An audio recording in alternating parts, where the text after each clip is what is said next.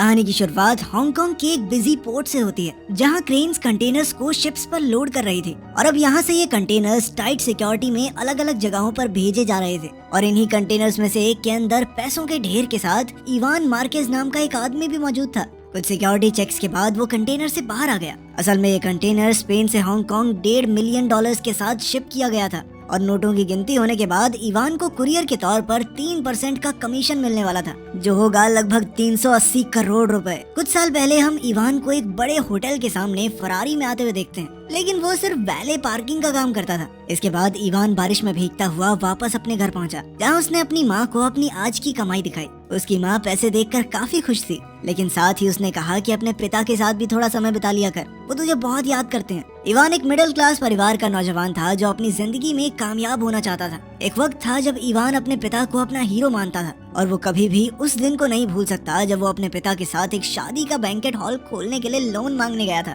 उनका बिजनेस शुरुआत में तो काफी अच्छा चला और उनका परिवार खूब नोट छाप रहा था, लेकिन फिर देश में इकोनॉमिक क्राइसिस आने की वजह से उसके पिता का बिजनेस ठप पड़ गया और तब उसने ठान लिया कि वो कभी गरीबी में नहीं जिएगा। रिसेशन के बाद इवान के पिता अक्सर टीवी के सामने शिकायत करते रहते। इसके चलते इवान को उनसे चिढ़ होने लगी। कुछ करना धरना है नहीं, सारा दिन बस सरकार को गाली देनी है। इसी दौरान इवान वैले का काम करने लगा, लेकिन वो हमेशा किसी बिजनेस अपॉर्चुनिटी की तलाश में रहता। अपने पिता से बिल्कुल उल्टा, वो सिस्टम से चिपक कर रहने में विश्वास नहीं रखता था। खैर एक दिन उसने अपने दोस्तों के साथ अपना बिजनेस प्लान शेयर किया, जिसमें वो एक बेकार से फ्लैट को खरीद के उसको बढ़िया बना के बेचने वाला था। लेकिन उसके दोस्तों को इस आइडिया में कोई दिलचस्पी नहीं थी और साथ ही उनके पास लगाने के लिए पैसे भी नहीं थे। जिस पर इवान ने कहा कि तो क्या हो गया, बैंक से लोन ले लेंगे। पर उसकी बातें सुनकर उसके दोस्त उस पर हंसने लग गए। अपनी वैले की नौकरी पर इवान और उसके दोस्त ने मिस्टर लैरिस नाम के एक आदमी को देखा, जो कि मौजूदा सरकार में एक मंत्री था, लेकिन उस वक्त वो बहुत ज्यादा नशे में था। इवान ने सामने से उस आदमी को घर छोड़ने का ऑफर दिया, जिसके लिए वो आदमी तुरंत ही तैयार हो गया।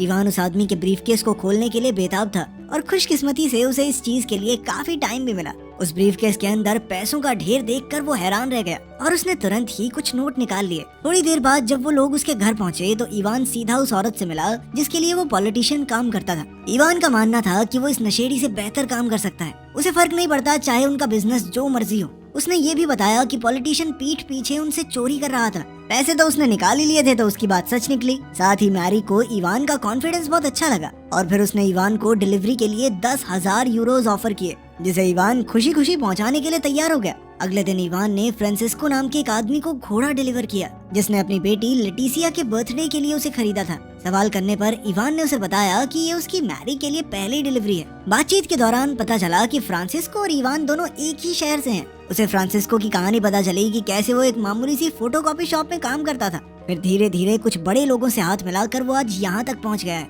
अब इवान को फ्रांसिस्को से मैरी के लिए कैश का ब्रीफकेस डिलीवर करना था, लेकिन ये काम इतना आसान नहीं था। रास्ते में इवान को पुलिस ने रोक लिया और कुछ ही पलों में पुलिस को ब्रीफकेस में भरा कैश भी मिल गया। अपने आप को बचाने के लिए इवान ने झूठ कह दिया कि अभी मैं घर बेच के आ रहा हूँ, ये पैसा उससे मिला है मुझे। लेकिन पुलिस वालों ने उसके इस झूठ को बड़ी ही आसानी से पकड़ लिया और गुस्से में उन्होंने उसका सर गाड़ी पर दे मारा। अपने आप को मुसीबत में देखकर इवान ने पूरे कॉन्फिडेंस में कहा कि मैं तुम्हारे बॉस को जानता हूँ, फोन करूँ क्या उसे, मिलाऊं क्या कॉल। जिसके बाद पुलिस वालों ने उसे छोड़ दिया। असल में ये पुलिस वाले मैरी के लिए ही काम करते थे और ये सब उसकी ही प्लानिंग थी ताकि वो इवान की वफादारी को परख सके। डिलीवरी हो जाने के बाद इवान को उसके पैसों के साथ साथ बोनस भी मिला ताकि वो कुछ नए कपड़े खरीद ले।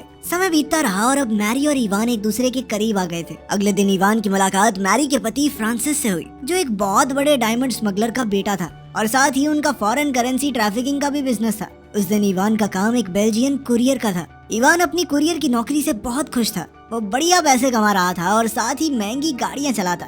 फ्रांसिस्को, जिसे लोग पाको के नाम से भी जानते थे, अपने बहुत ही अमीर क्लाइंट्स के काले पैसे को साफ करने का काम करता था और इसमें फ्रांसिस और मैरी उसकी मदद करते थे। वो इवान को कैश से भरे हुए ब्रीफकेसेस देता था जो उसे बेल्जियम पहुंचाने होते थे। एक दिन इवान लेटिशिया से बात कर रहा था जब उसे पाको ने देख लिया। पाको इस बात से खुश नहीं हुआ और उसने इवान को लेटिशिया से दूर रहने को कहा। कुछ दिनों बाद इवान मैरी से एक रेस्टोरेंट में मिला, जहां उसने बताया कि बेल्जियम में खतरा बहुत ज्यादा बढ़ चुका है, इसीलिए उन्होंने एक दूसरे शहर जनीवा में नया पार्टनर ढूंढ लिया है। पर तभी उन दोनों की नजर एक अजीब से कपल पर पड़ी, जिन्हें देखकर इवान कहने लगा कि इस फुद्दू ने कैसे पटा ली है लड़की। जिस पर मैरी ने जवाब दिया कि इसके ब्रीफकेस में जो है ना, उससे सब कुछ हो सकता है। इवान अभी भी मैरी के साथ बिजनेस करना चाहता था, क्योंकि अभी वो इस पूरे खेल के बारे में और सीखना चाहता है। इसके बाद वो लोग एक बिल्डिंग में पहुंचे जहां उनकी मुलाकात मिस्टर स्टूल से हुई। वो भी मैरी का एक बिजनेस पार्टनर था जिसने काले पैसे को साफ करने का बढ़िया सिस्टम बनाया हुआ था और वो भी इसके लिए 3% ही कमीशन लेता था। कुछ देर बाद अपनी माँ से बात करते हुए इवान ने उसी आदमी को टीवी पर देखा जिसकी वो सुंदर सी गर्लफ्रेंड थी।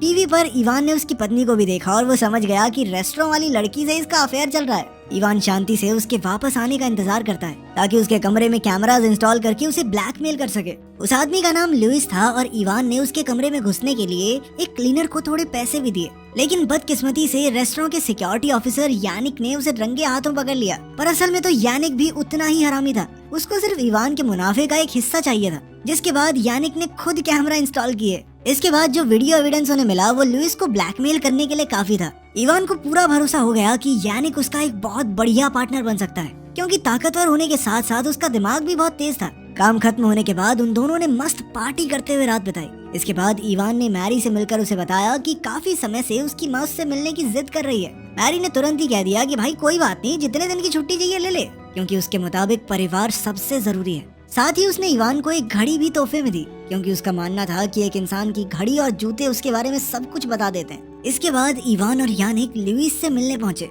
उन्होंने उसे फुटेज दिखाकर कहा कि या तो पुलिस से बात करके अपनी इमेज खराब कर ले या फिर हमारे साथ मिलके काम कर ले। वो स्पेन से स्विट्जरलैंड तक पैसे ले जाना चाहते थे और साथ ही वो लुइस के शहर में भी एक ब्रांच खोलना चाहते थे, जिसके लिए उन्हें लुइस की जरूरत तो थी। शुरुआत में तो लुइस थोड़ा हिचक रहा था, लेकिन मजबूरन उसे उनकी सारी शर्तें माननी पड़ी। इसके बाद उनकी लुइस से डील हुई कि वीडियो डिलीट करने के बदले में वो उन्हें सारे मेन बंदों से मिलवाएगा। शुरुआत में इवान को इस बात का अंदाजा नहीं था कि पुलिस की एक स्पेशल यूनिट इस इवेंट पर नजर रखे हुए थी और यहीं से हेड इंस्पेक्टर रॉय को इवान के बारे में पहली बार पता चला। जल्द ही लुइस के सपोर्ट और बैकिंग के साथ इवान बड़े बड़े लोगों से मिलने लगा और उनका बिजनेस कैसे काम करता है समझता चला गया। साथ ही लुइस ने इवान को अपना खास बताते हुए उन लोगों में उसका भरोसा भी बनवा दिया। इसके बाद इवान मैरी से मिला और उसे अपने नए बिजनेस के बारे में बताया, लेकिन मैरी को सिर्फ एक बात की चिंता थी कि फ्रांसिस्को उसकी इस हरकत से खुश नहीं होगा। उसे नहीं अच्छा लगेगा कि 2 नए लड़के उसके क्लाइंट्स छीन रहे हैं, क्योंकि अगर इवान और यानिक उनका काला पैसा साफ नहीं करेंगे तो फ्रांसिस्को करता। लेकिन इवान का मानना था कि इस धंधे में सबके लिए काफी पैसा है और साथ ही उसने वादा किया कि वो फ्रांसिस्को के क्लाइंट नहीं खींचेगा। रात साथ बिताने के बाद इवान मैरी को रुकने के लिए कहता है, लेकिन मैरी ने कहा कि वो क्रिसमस अपने परिवार के साथ ही मनाना चाहती है। जब इवान अपने परिवार से मिलने मैड्रिड आया तो वो बहुत सारे तोहफे लेके आया उनके लिए, लेकिन उसके पिता बिल्कुल भी खुश नहीं थे, क्योंकि वो 1% उसके काम के बारे में नहीं जानते थे। वो लगातार इवान से उसके काम के बारे में पूछने लगे। इवान ने ऐसे ही कह दिया कि कुछ बड़े लोगों के साथ इम्पोर्ट एक्सपोर्ट का काम करता हूँ मैं, लेकिन उनकी ये बातचीत जल्द ही बहस में बदल गई। अपने पिता से लड़ाई करने के बाद इवान अपने पुराने दोस्तों से मिलने गया और अब वो पुराने फ्लैट्स को खरीद कर नया बना के बेचने का काम ही कर रहे थे। कुल मिलाकर उन्होंने इवान का ही बिजनेस आइडिया चुरा लिया था, जैसा कि इवान ने उन्हें सालों पहले करने को कहा था। समय बीतता गया, पैसे आते गए और इवान का बिजनेस फलता फूलता रहा। ऐसे ही एक मीटिंग के दौरान उसकी मुलाकात फ्रांसिस्को और लेटिसिया से हुई। फ्रांसिस्को इस बात से नाराज था कि इवान उसके क्लाइंट्स को अपनी तरफ कर रहा है और उसने इस बारे में इवान को चेतावनी भी दी, लेकिन जब उसके बाद भी इवान नहीं माना तो फ्रांसिस्को ने अपने कुछ आदमियों को इवान और यानिक को सबक सिखाने के लिए भेजा। वो सिर्फ ये दिखाना चाहता था कि उसके इलाके में बिजनेस करने का उन्हें कोई हक नहीं है। इस हादसे के बाद भागने की बजाय इवान ने फ्रांसिस्को का सामना करने का फैसला किया और उसने उसे यकीन दिलाया कि वो फ्रांसिस्को की क्लाइंट्स को नहीं छेड़ेगा। साथ ही उसने फ्रांसिस्को को कहा कि सर देखो, मैं आपके एरिया में काम कर रहा हूँ ना, आप प्रॉफिट का 30% ले लो। उसकी ये बातें सुनकर फ्रांसिस्को बहुत ज्यादा खुश हो गया। इस दौरान इवान ने बहुत पैसे कमाए और इसी के चलते उसमें कुछ ज्यादा ही गुरूर आ गया था और जब मैरी ने उसके बदलते बर्ताव के बारे में कुछ कहा तो वो गुस्सा हो गया। उसका मानना था कि जो सबसे ज्यादा पैसे लेके आ रहा है उसकी इज्जत तो करनी पड़ेगी। खैर मैरी ने उसे ये भी बताया कि उसके पति को फ्रांसिस्को पर चल रही इन्वेस्टिगेशन के बारे में खबर मिली है और इसीलिए उसने इवान को इस सब से दूर रहने को कहा, लेकिन इवान ने उसकी सलाह नहीं मानी और अपना बिजनेस और बढ़ाने का प्लान बनाया। कुछ समय बाद इवान की नजर एक पार्टी के बाहर खड़े अंडरकवर पुलिस वालों पर पड़ी और उसने उनके पास जाकर कहा कि अपने बॉस के पास ले चलो। वो पुलिस वाले उसे पुलिस स्टेशन ले गए, जहाँ इवान की मुलाकात इंस्पेक्टर मैनुअल रॉय से हुई, जो उस समय इंक्वायरी का इंचार्ज था। इवान ने कहा कि मैं पुलिस की मदद करने को पूरी तरह तैयार हूँ और मेरा बॉस है फ्रांसिस्को, मैं तो सारे पैसे उसी को देता हूँ, उसके बारे में तुम्हें पूरी जानकारी दूंगा।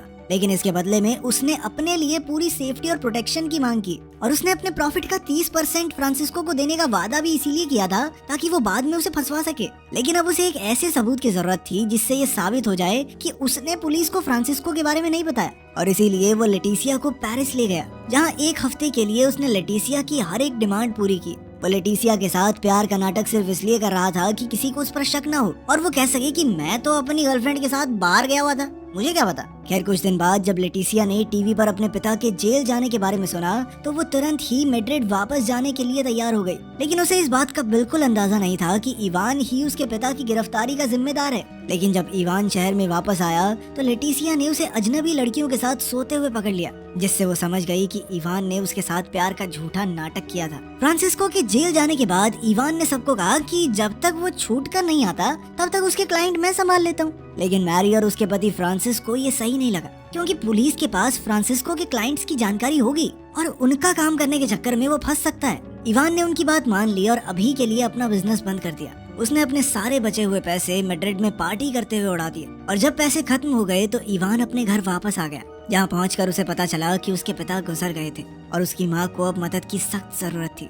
अपने घर लौटने के बाद भी वो नए बिजनेस आइडियाज के बारे में सोचता रहा और आखिरकार उसे चाइनीज माफिया के बारे में पता चला। इवान ने लुइस से याओ मिंग के बारे में जानकारी ली। मिंग यहाँ से लोगों का काला पैसा चाइना तक पहुँचाता था, लेकिन वो पुराने घिसे पिटे तरीकों का इस्तेमाल करते और अक्सर पकड़े भी जाते। इसके बाद इवान मैरी से मिलने के लिए पहुंचा और उससे याओ मिंग के साथ डील करने के बारे में बातें करने लगा। लेकिन सबसे बड़ी दिक्कत तो ये थी कि अब स्विट्जरलैंड में पैसा ले जाना या वहाँ से निकालना इम्पॉसिबल सा हो गया था। ऊपर से उनके क्लाइंट कैश में पैसा मांगते थे। इवान के पास इसके लिए एक सोल्यूशन था। उसने कहा कि स्विट्जरलैंड में फंसे हुए पैसों को याओ के चाइनीज अकाउंट में भेज देते हैं और बदले में याओ हमें स्पेन में कैश दे देगा। दोनों ही पार्टियों को ये आइडिया बहुत पसंद आया और वो इसके लिए तुरंत तैयार हो गए। इधर मैरी और इवान अपनी नई डील की खुशियां मना ही रहे थे कि तभी फ्रांसिस्को अचानक उनकी टेबल पर पहुंच गया। लेटिसिया को धोखा देने के बाद फ्रांसिस्को को पता चल गया था कि इवान ने ही उसके खिलाफ पुलिस को खबर दी थी और उसने जज को पैसे खिला के अपना केस डिसमिस करवा लिया और अब वो किसी भी हाल में इवान से बदला लेना चाहता था। साथ ही उन्हें ये भी पता चला कि उनके लिए काम करने वाली एक सॉफ्टवेयर इंजीनियर ने स्विस बैंक अकाउंट्स की लिस्ट लीक कर दी है, जिसके बाद स्टूल और फ्रांसिस बचे हुए पैसे लेकर भाग गए थे। अब इवान और मैरी तुरंत समझ गए कि वो बहुत बड़ी मुसीबत में है, क्योंकि उनके तो ज्यादातर क्लाइंट उस लिस्ट में थे। अब पुलिस उनका पीछा कर रही थी तो उन्होंने भागने की पूरी कोशिश की, लेकिन अचानक से उनके चाइनीज क्लाइंट के कुछ आदमियों ने आकर उन्हें पकड़ लिया, जिसके बाद उन दोनों को याओ मिंग के पास ले जाया गया, जो कि खुद भी बहुत बड़ी मुसीबत में था, क्योंकि पुलिस उसका भी पीछा कर रही थी। मिंग को लग रहा था कि इवान ने उसके बारे में पुलिस को बताया है और इसी चक्कर में वो इवान और मैरी दोनों को मारना चाहता था। जैसे ही याओ इवान पर गोली चलाने ही वाला था, तभी इवान ने जल्दी से एक प्लान बनाया, जिसके मुताबिक उसने याओ से वादा किया कि वो खुद उसके पैसे को मंजिल तक पहुंचा के आएगा। उसने याओ को भरोसा दिलाया कि वो कैश से भरे कंटेनर में खुद छुपकर स्पेन से हांगकांग तक याओ के सारे पैसे ट्रांसफर कर देगा। ये प्लान रिस्की जरूर था, लेकिन इकलौता ऐसा प्लान था जिसमें इवान जिंदा बच सकता था। साथ ही अगर इवान हांगकांग पहुंच गया तो याओ को ये डर नहीं होगा कि वो पुलिस से बात कर सकता है। प्लान के मुताबिक इवान बिल्कुल सही सलामत हांगकांग पहुंच गया और अब 3% मिलेंगे ये सोचकर वो बहुत खुश था। लेकिन अचानक से पुलिस वालों ने आकर उसे गिरफ्तार कर लिया, जिसके बाद उसे वापस स्पेन भेज दिया गया और अब वो जानता था कि उसके लिए सिर्फ एक ही उम्मीद है कि उसे एक अच्छा लॉयर मिल जाए जो उसकी सजा कम करवा दे, क्योंकि सजा होनी तो पक्की है। लेकिन उसके वकील ने उसे बताया कि कम से कम 15 साल की जेल तो पक्की है भाई तुझे, जिस वजह से इवान ने पुलिस इंस्पेक्टर को रिश्वत देने की कोशिश की, पर बदकिस्मती से वो पुलिस वाला बिकाऊ नहीं था। इसके बाद इवान को पता चला कि असल में मैरी ने अपनी जान बचाने के लिए पुलिस को उसके बारे में बताया था, जिस वजह से उसे हांगकांग में पकड़ लिया गया। इवान समझ सकता था कि उसने अपनी जान बचाने के लिए ऐसा किया और अगर शायद मैं भी उसकी जगह होता तो ऐसा ही करता। बाद में याओ मिंग भी पुलिस के हाथ लग गया। आखिर में इवान जेल जाने वाला होता है, जहाँ उसे आखिरकार अपने पिता की बात सही लगती है और एक इंटरव्यू में वो कबूल करता है कि पैसे लोगों के सर चढ़ जाते हैं और उसके साथ भी कुछ ऐसा ही हुआ था।